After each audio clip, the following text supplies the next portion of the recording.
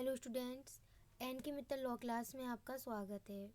आज हम यहाँ पर एसेंशियल्स ऑफ वैलिड एडॉप्शन के बारे में बात करेंगे, जिसके रिगार्डिंग आज हम यहाँ पर सेक्शन 7 और सेक्शन 8, सेक्शन 9, 10, 11 इन सभी सेक्शंस को कवर करेंगे। आज हम यहाँ पर यह जानेंगे कि वो कौन लोग होते हैं जो किसी बच्चे को एडॉप्ट कर सकते हैं, उनमें क्या कैपेबिलिटीज़ होती हैं, उनमें क्या राइट्स होती हैं। इसके साथ ही हम यह भी जानेंगे कि वो कौन लोग होंगे जो बच्चे को एडॉप्शन में दे सकते हैं। जिस बच्चे को एडॉप्ट किया जा रहा है, जिस व्यक्ति को एडॉप्ट किया जा रहा है, उसमें क्या क्वालिटीज़ होनी चाहिए और इससे रिलेटेड जो भी अदर कंडीशंस होंगी हम उनके बारे में भी यहाँ पर आज बात करेंगे। तो चलिए फिर आज का लेसन स्टार्ट करते हैं। सबसे पहले हम यह बात करेंगे हु में एडॉप्ट, एडॉप्शन कौन कर सकता है। तो यहाँ पर मैंने दो सेक्शन लिखे हैं, सेक्शन 7 और सेक्शन 8।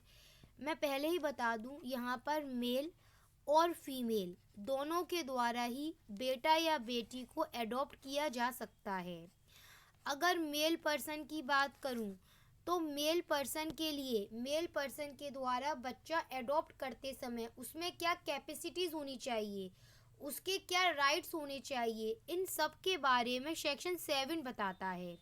वहीं फीमेल के रिगार्डिंग बच्चे को एडॉप्ट करते समय फीमेल में क्या कैपेबिलिटीज़ होनी चाहिए, क्या राइट्स होने चाहिए, इनके बारे में सेक्शन 8 बताता है। मैंने अभी यहाँ पर एक शब्द बार बार प्रयोग करा है, कैपेसिटी एंड राइट। तो ध्यान रखना कि एडॉप्शन के टाइम पर जो भी मेल या फीमेल बच्चे को एडॉप्ट कर रहे हैं उनमें कैपेबिलिटीज़ और राइट्स दोनों होनी चाहिए। ऐसा ना हो कि वो कैपेबल तो हों पर उनके पास राइट्स ना हों। तो ये दोनों ही एडॉप्शन के टाइम पर बहुत ज़रूरी हैं। हम सबसे पहले सेक्शन 7 की बात करेंगे। मतलब हम यह बात करेंगे कि कोई भी हिंदू मेल पर्सन किसी भी बेटा या बेटी को एडॉप्ट कब कर सकता है। तो सबसे पहले तो एडॉप्शन के टाइम पर उसे साउंड माइंड होना बेहद ज़रूरी है, प्लस उसको माइनर नहीं होना चाहिए। अब यहाँ पर यह जो माइनर शब्द है इसको इसी एक्ट के सेक्शन 3C में डिफाइन करा गया है, 3C में, कि माइनर कौन होता है। तो माइनर वह व्यक्ति होता है जो कि 18 साल कंप्लीट नहीं कर चुका है, वह व्यक्ति माइनर कहलाता है। इसके रिगार्डिंग इसमें क्वेश्चन आता है कि अगर कोई व्यक्ति जो कि माइनर है, अभी 18 साल कंप्लीट नहीं कर चुका है, अगर उसके द्वारा किसी बच्चे को एडॉप्ट किया जाता है तब इसका रिजल्ट क्या होगा, तब ऐसा एडॉप्शन वॉइड होगा। क्लियर है। अब हम बात यह करते हैं कि अगर वह मेल पर्सन की बात हो रही है, सेक्शन 7 की बात हो रही है, अगर वह मेल पर्सन मैरिड है, उसकी अपनी पत्नी है, पत्नी का मतलब यहाँ पर लीगली मैरिड वाइफ से है, तो जब भी वह हस्बैंड, अगर हस्बैंड के द्वारा कोई भी बच्चा एडॉप्ट करा जा रहा है और उसकी पत्नी जीवित है, तो ज़रूरी यह होगा कि वह अपनी पत्नी की सहमति लेकर ही एडॉप्शन करेगा। कई बार क्वेश्चन पूछा जाता है, अगर हस्बैंड वाइफ के बीच में जुडिशल सेपरेशन की डिक्री पास हो चुकी है तब यहाँ पर क्या हस्बैंड बच्चे को बिना पत्नी की सहमति के एडॉप्ट कर सकता है। तो आंसर नहीं, वह पत्नी की सहमति के बिना एडॉप्शन नहीं कर सकता है। क्यों? क्योंकि जुडिशल सेपरेशन के तहत मैरिज ख़त्म नहीं होती है।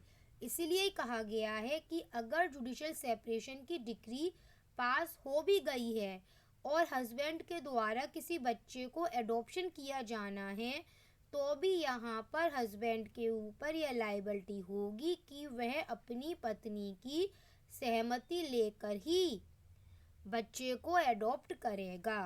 क्लियर है। पर कुछ कंडीशंस हैं जिनमें पत्नी की सहमति आवश्यक नहीं है। वो कंडीशन कौन सी हैं? वो 3 कंडीशन है। अगर पत्नी के द्वारा संसार completely and finally renounce the world, जिसे हम सिविल डेथ भी कहते हैं। अगर पत्नी के द्वारा संसार पूर्णतः त्याग दिया गया है, या फिर अब वह हिंदू नहीं रह गई है, या फिर कोर्ट ऑफ कॉम्पिटेंट जुरिडिक्शन के द्वारा उसे अनसाउंड माइंड डिक्लेयर किया जा चुका है, तो इन 3 कंडीशन के होने पर हस्बैंड जो है अगर बच्चा एडॉप्ट करता है तो इन 3 डिसेबिलिटीज के एराइज होने पर हस्बैंड को वाइफ की सहमति एडॉप्शन के टाइम पर लेने की आवश्यकता नहीं होगी। इसके रिगार्डिंग इसमें सेक्शन 7 में एक एक्सप्लेनेशन भी दे रखा गया है, आप उसे और समझ लीजिए, क्लियर हो जाएगी बात। एग्जाम्पल समझाते हैं। अगर एक हस्बैंड है और उसके पास उसकी 3 पत्नियां हैं, बी, सी और डी, क्लियर है, 3 पत्नियां हैं, तो यहाँ पर एडॉप्शन के टाइम पर उसे अपनी तीनों पत्नियों की सहमति लेनी ज़रूरी है, क्लियर है। अब इसमें कंडीशन चेंज कर देते हैं। एग्जाम्पल में सपोज करो यह जो डी है उसे मैंने अभी जो इससे पहले डिसेबिलिटीज़ बताई थी कि अगर पत्नी को यह 3 में से कोई भी डिसेबिलिटी हो गई तो हस्बैंड की ड्यूटी नहीं है, फिर हस्बैंड की लायबिलिटी नहीं है फिर कि वह अपनी पत्नी की सहमति लेकर एडॉप्शन करे। वही वाली बात मैंने यहाँ एग्जाम्पल में रखी है। अगर यहाँ पर ए की 3 पत्नियाँ हैं, बी, सी, डी, जनरल स्पीकिंग रूल यह कहता है कि उसे इन तीनों पत्नियों की सहमति लेना ज़रूरी है, पर अगर उसकी पत्नी जो डी है वो किसी डिसेबिलिटी से इफेक्टेड है, कौन सी डिसेबिलिटी से, जो अभी बताई थी मैंने, क्लियर है, तब क्या होगा, तब यहाँ पर इसकी सहमति लेना आवश्यक नहीं होगा। बाकी जो बची हुई पत्नियाँ हैं उनकी सहमति एडॉप्शन के टाइम पर उस हस्बैंड के द्वारा अवश्य ली जाएंगी और तभी वह एडॉप्शन वैलिड एडॉप्शन में जाएगा। चलिए अब हम बात करेंगे सेक्शन 8 की, जो कि रिगार्ड करता है फीमेल के बारे में, जो कि यह कहता है कि फीमेल के द्वारा भी एडॉप्शन किया जा सकता है। अगर आप इसमें ओल्ड टाइम, अगर आप इसमें प्राचीन काल को देखेंगी, जो बहुत पुराना समय था, तो उस टाइम पर अगर हम देखें तब वहाँ पर फीमेल के पास में इतने राइट्स नहीं हुआ करते थे। तब वहाँ उस टाइम पर फीमेल के राइट्स काफ़ी रेस्ट्रिक्टेड थे। वो अगर बच्चे को एडॉप्ट करती भी थी, और उस टाइम पर तो एडॉप्शन में बेटे को ही एडॉप्ट किया जाता था, तो वो वहाँ पर हस्बैंड के रिप्रेजेंटेटिव के तौर पर थी, और अनमैरिड वुमेन को तो कोई राइट ही नहीं था बच्चे को एडॉप्ट करने का। ओल्ड टाइम को अगर हम देखें, पुराने टाइम में, तो उस टाइम पर कोई विडो अगर महिला हो जाती थी, कोई विधवा महिला थी, अगर वो बच्चे को एडॉप्ट कब करती थी उसके लिए भी नियम बना रखे गए थे कि अगर उनका कोई भी बेटा, बेटे का बेटा या फिर ग्रेट ग्रैंडसन नहीं है तब वो यहाँ पर बच्चा एडॉप्ट कर सकती थी, या फिर वो तब एडॉप्ट कर सकती थी जब उनके हस्बैंड उनके लिए बेटा छोड़कर तो मरे हैं, पर उनका वह बेटा उनके ही जीवन काल में मर गया है, तो उनके ऊपर रेस्ट्रिक्शन लगा दिए गए थे वो कब बेटे को एडॉप्ट कर सकती थी।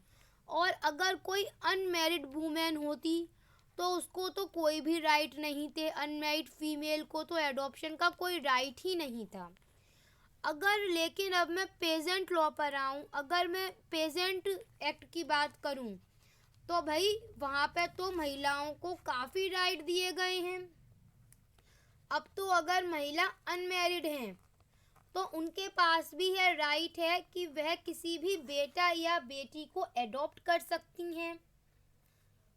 उनमें कैपेबिलिटीज़ बताई गई हैं जो कि एडॉप्शन के टाइम पर होनी ही चाहिए।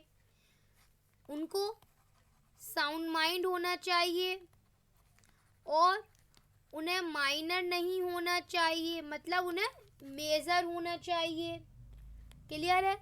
वहीं पर अगर वह अगर कोई फीमेल मैरिड है तो हाँ, मैरिड फीमेल के द्वारा भी बच्चे को अगर अडॉप्ट किया जाता है, बेटा या बेटी को, तो यहाँ उसके लिए वह पहले अपने हस्बैंड की सहमति लेंगी, हस्बैंड की कंसेंट होगी, तभी वह किसी भी बेटा या बेटी को एडॉप्शन में ले सकती हैं। पर आपको यहाँ पर भी इसमें याद रखना होगा, कुछ कंडीशन में उन्हें सहमति लेना आवश्यक नहीं है, और यह वही कंडीशंस हैं जो कि हमने हस्बैंड के लिए जानी थी। आपको याद रखना पड़ेगा वही कंडीशन जिनमें हस्बैंड के द्वारा पत्नी की सहमति लिया जाना आवश्यक नहीं है एडॉप्शन के टाइम पर।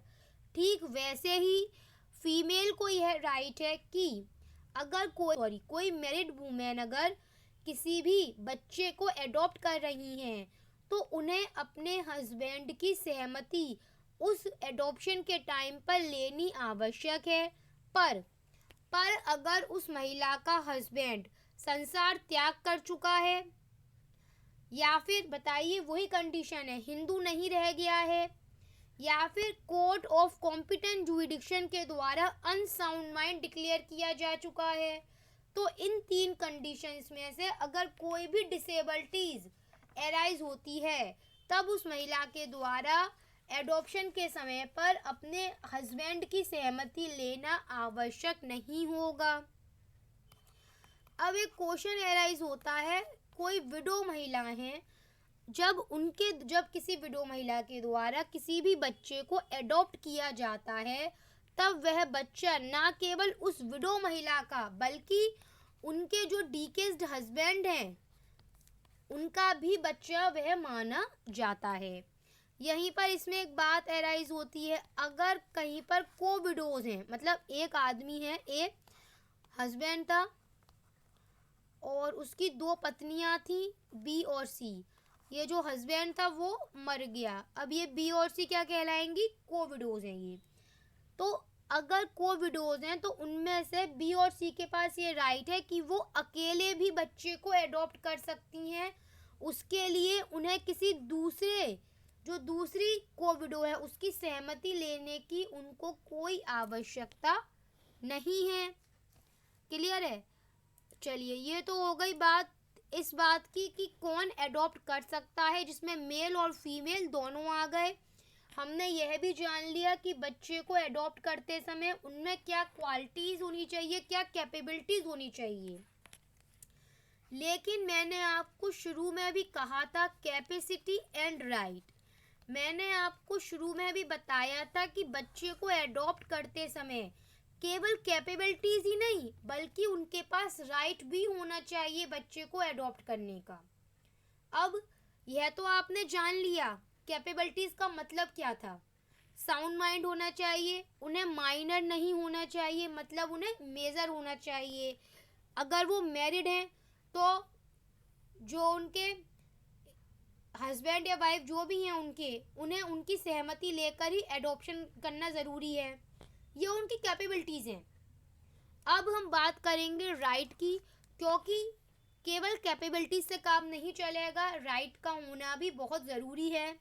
राइट के बारे में कहाँ बताया गया है, सेक्शन 11 का जो सब सेक्शन है 1st to 4th, वो एक तरह से राइट्स बताता है बच्चे को एडॉप्शन में लेते समय हमें क्या ध्यान रखना है। ये राइट्स होने बहुत ज़रूरी हैं। किस तरह के राइट्स की हम बात कर रहे हैं, अब आप ये समझ लीजिए। At the time of adoption के टाइम पर, जिस वक्त एडॉप्शन हो रहा है उस टाइम पर यह राइट्स इन मेल और फीमेल में होने चाहिए। जैसे कि बहुत सिंपल है, अगर आप किसी बेटे को एडॉप्ट कर रहे हैं, अगर किसी भी बेटे को एडॉप्ट किया जा रहा है तो जो भी बेटे को एडॉप्ट कर रहे हैं ज़रूरी यह होगा कि उनका खुद का बेटा, बेटे का बेटा, उनका खुद का बेटा, बेटे का बेटा या फिर बेटे का बेटा यानी कि ग्रेट ग्रैंडसन जीवित नहीं होना चाहिए। क्लियर है? जीवित नहीं होना चाहिए। अगर आप डॉटर को एडॉप्ट करने की बात कर रहे हैं, आप मेरा मतलब समझ रहे हैं मैं क्या समझाना चाहती हूँ। आप सपोज करिए, एक एग्जाम्पल से बताते हैं हम इसे। हम बात कर रहे हैं कि केवल कैपेसिटी ही नहीं बल्कि प्लस राइट भी होना चाहिए। फॉर एग्जाम्पल हम बात क्या कर रहे हैं, अगर ए है, ए कौन है, ए एक हस्बैंड है, उसकी पत्नी है बी, ठीक है। अब ये दोनों जो हैं, ये दोनों ही मेजर हैं, प्लस ये दोनों ही क्या है, साउंड माइंड है। क्लियर है, कैपेबल हैं, दोनों एक दूसरे की सहमति लेकर ही किसी बच्चे को एडॉप्ट करने की बात कर रहे हैं। क्लियर है, इसका मतलब ये ए और बी दोनों क्या हैं, कैपेसिटी रखती हैं बच्चे को एडॉप्ट करने की। क्लियर है, अब समझो, अब यहाँ पर ये एडॉप्ट करना चाहते हैं, क्या, एक डॉटर एडॉप्ट करना चाहते हैं। क्लियर है, अब इन दोनों के पास में पहले से ही एक डॉटर है, इन दोनों के पास में पहले से एक डॉटर है। कहने को तो एक कैपेबल है, कैपेसिटी रखती हैं, पर क्या इनके पास में राइट है? क्योंकि सेक्शन 11 का जो फर्स्ट से लेकर फोर्थ सब सेक्शन है वो क्लियर कर रहा है, क्या राइट्स क्लियर करता है। उनमें से एक राइट ये है कि अगर आप डॉटर एडॉप्ट करना चाहते हैं तो एडॉप्शन के टाइम पर खुद की कोई डॉटर या बेटे की डॉटर, खुद की डॉटर या फिर बेटे की डॉटर जीवित नहीं होनी चाहिए। क्लियर था, जबकि इनकी तो खुद की डॉटर जीवित है। क्या यहाँ पर इनके पास राइट आएगा किसी भी दूसरी डॉटर को एडॉप्ट करने का? इसलिए हमने कहा था कि कैपेसिटी और राइट दोनों ही एक साथ होने चाहिए, कैपेसिटी प्लस राइट दोनों ही एक साथ होने चाहिए। क्लियर है, और अगर हम राइट की बात करें कि अगर कोई मेल पर्सन किसी फीमेल को एज अ डॉटर एडॉप्ट कर रहा है तो कम से कम जो एज का डिफरेंस होगा वो 21 ईयर्स होना ज़रूरी है। अगर कोई फीमेल किसी मेल को एडॉप्ट करेगी तब वहाँ पर भी इतना ही एज है, कम से कम डिफरेंस 21 ईयर्स का होना चाहिए। तो केवल कैपेसिटी नहीं बल्कि कैपेसिटी के संग पार्टीज में राइट्स का होना भी बहुत ज़रूरी है, तभी वह एडॉप्शन वैलिड एडॉप्शन में जाएगा। क्लियर है, अब हम बात करेंगे सेक्शन 9 की। अब हम बात करेंगे वो कौन लोग हैं जो बच्चे को एडॉप्शन में दे सकते हैं। अभी हमने यह जाना एडॉप्ट कौन कर सकता है, उनमें क्या कैपेबिलिटीज होती हैं, उनके क्या राइट्स होते हैं। अब हम जानेंगे वो कौन लोग हैं जो बच्चे को एडॉप्शन में दे सकते हैं। क्लियर है, इसके लिए भी हम सबसे पहले यहाँ पर जो पुराने नियम थे एक बार उनको देखेंगे। जो प्राचीन विधि थी उसके अनुसार केवल हस्बैंड वाइफ को ही यह राइट था, केवल पेरेंट्स को यह राइट था कि वो अपने बच्चे को एडॉप्शन में दे सकते थे।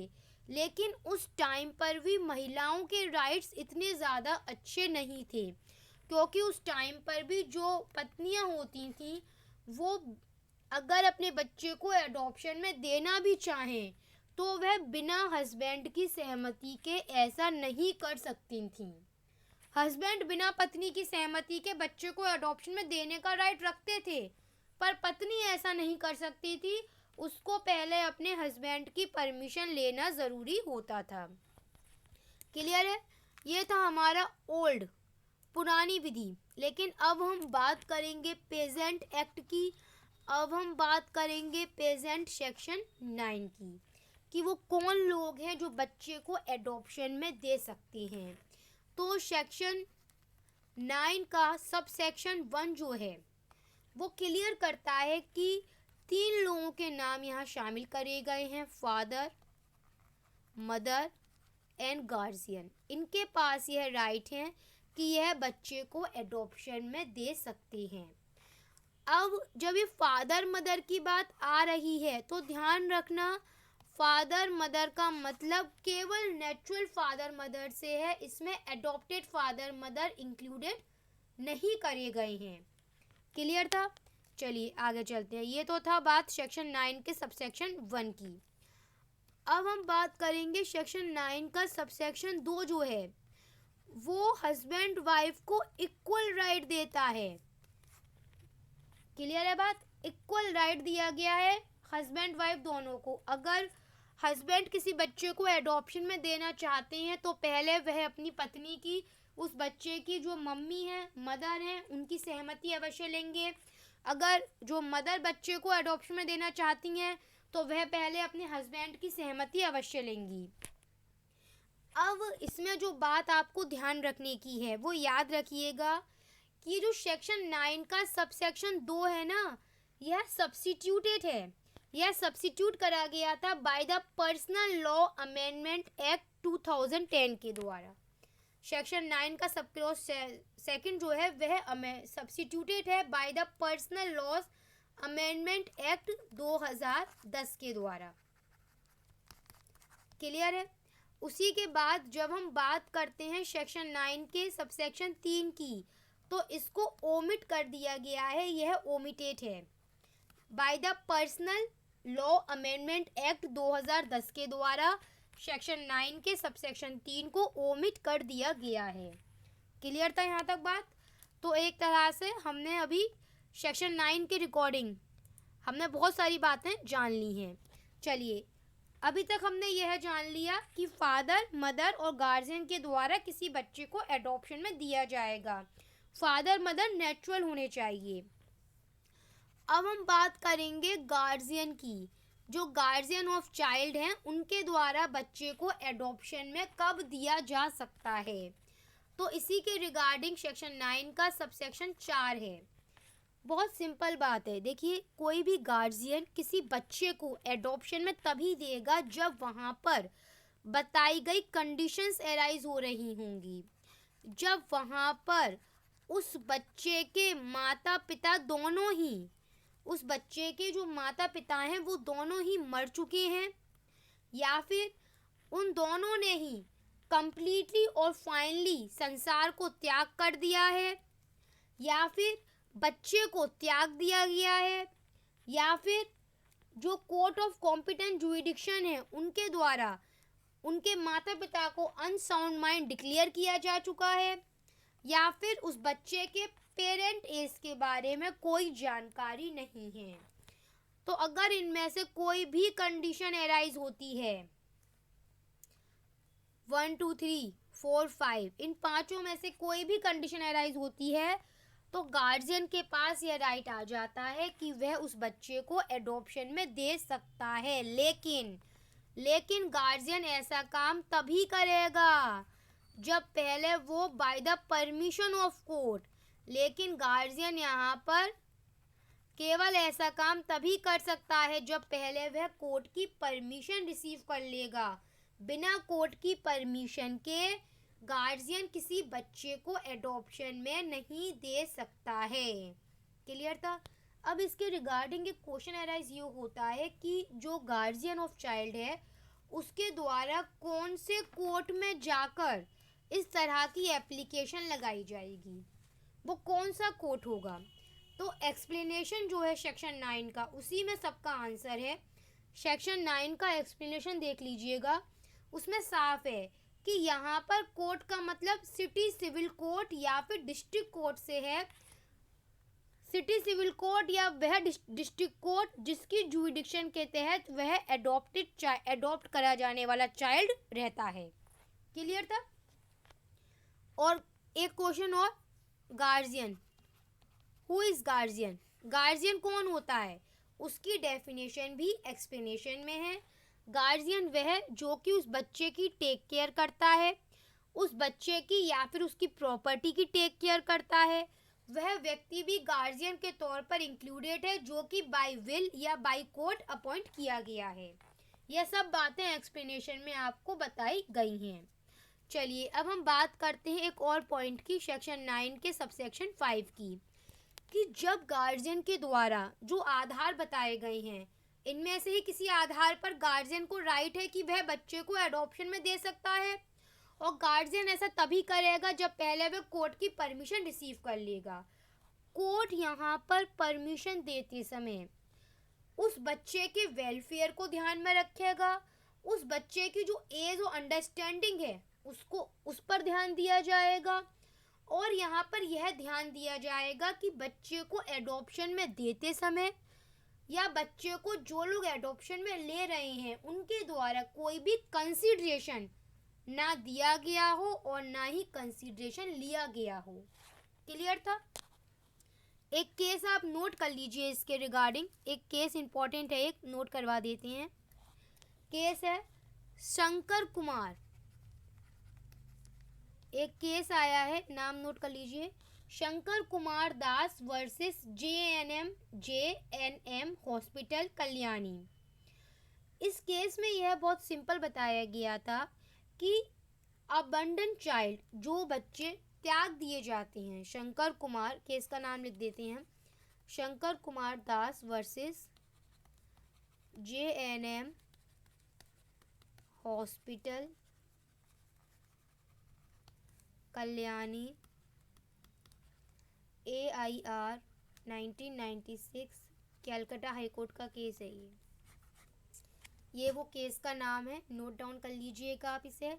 इस केस में साफ बताया गया कि जो बच्चे त्याग दिए जाते हैं, एबेंडन चाइल्ड जो हैं, जब उन्हें आप हॉस्पिटल में जब वो लाए जाते हैं किसी भी जुवेनाइल जस्टिस बोर्ड के द्वारा, तो इस केस में डिसाइड करा गया कि वो जुवेनाइल जस्टिस बोर्ड उस बच्चे के गार्जियन के तौर पे माने जाते हैं, और ऐसे में अगर वह बोर्ड चाहता है उस बच्चे को एडॉप्शन में देना तो वह कोर्ट की परमिशन से ऐसा कर सकता है। क्लियर था यहाँ तक? अब हम आगे चलते हैं। अब हम बात करेंगे क्या? अब हम बात यह करेंगे कि भाई आप जिस बच्चे को एडॉप्शन में दे रहे हैं, जिस व्यक्ति को एडॉप्शन में देने की बात हो रही है, उस व्यक्ति में क्या क्वालिटीज़, क्या क्वालिफिकेशन होनी चाहिए। सेक्शन 10 बताता है, सबसे पहले तो उसे हिंदू होना चाहिए, number second not adopted, number second उसे अब तक किसी ने एडॉप्ट ना किया हो अभी तक उसने, नंबर थर्ड उसकी अभी तक शादी नहीं होनी चाहिए, एंड नंबर फोर्थ वो 15 साल से कम का होना चाहिए।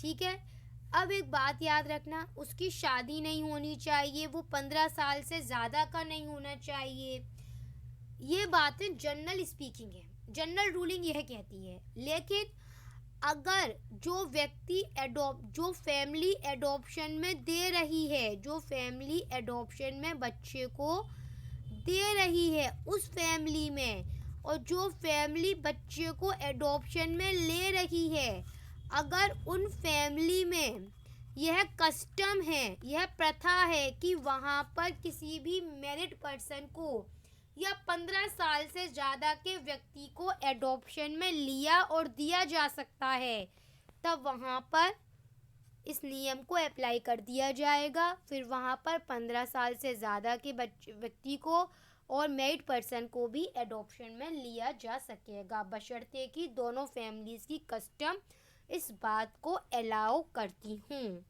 क्लियर है? अब हम बात करेंगे सेक्शन 11 अदर कंडीशन की, जिसमें मैंने अदर कंडीशंस में बहुत सारी कंडीशन शुरुआत में राइट्स के अकॉर्डिंग बता दी थी। अच्छा, एक क्वेश्चन अराइज ये होता है कि अगर कोई बच्चा अनाथ है, अगर कोई व्यक्ति ऑर्फेन है, तो क्या उसे भी एडॉप्ट किया जा सकता है? तो हाँ, उसे एडॉप्शन में दिया जा सकता है। इसका आंसर इसी सेक्शन 11 में दिया गया है।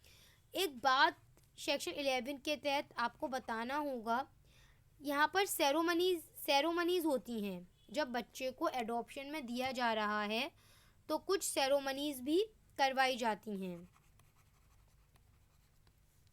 अगर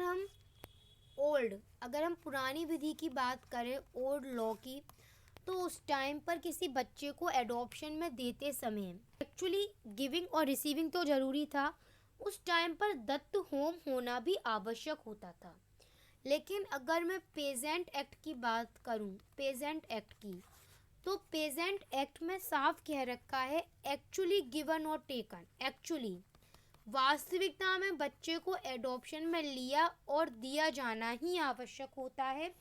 अगर दत्त होम नहीं भी किया गया तो वो इतना आवश्यक नहीं होता है। पर एक्चुअली में बच्चे का बर्थ फैमिली से एडॉप्टेड फैमिली में जाना बेहद ज़रूरी होता है। अगर हम बात करें कि किसी बच्चे को जो कि त्यागा हुआ बच्चा था या फिर कोई ऐसा बच्चा था जिसकी पेरेंटेज के बारे में नहीं पता है, तो जहाँ पर वो बच्चा मिला था, जिस फैमिली में अब वो बच्चा है, वहाँ से उसका एडॉप्टेड फैमिली में जाना, मतलब एक्चुअल गिवन और एक्चुअल टेक होना, ये बहुत ज़रूरी है। इसका कोई पार्टिकुलर फॉर्मेट नहीं दिया गया कि किस तरह से ये किया जाएगा, बस इसका होना ही बहुत ज़रूरी है। इसमें आपको इस बात को ध्यान रखना एक बहुत ज़रूरी है। तो इसी के साथ फिर आज हमने यहाँ पर हिंदू एडॉप्शन मेंटेनेंस एक्ट के रिगार्डिंग जो भी उसके एक वैलिड एडॉप्शन के लिए एसेंशियल्स आवश्यक होते हैं, उन सभी एसेंशियल्स को हमने यहाँ पर आज कवर कर लिया है।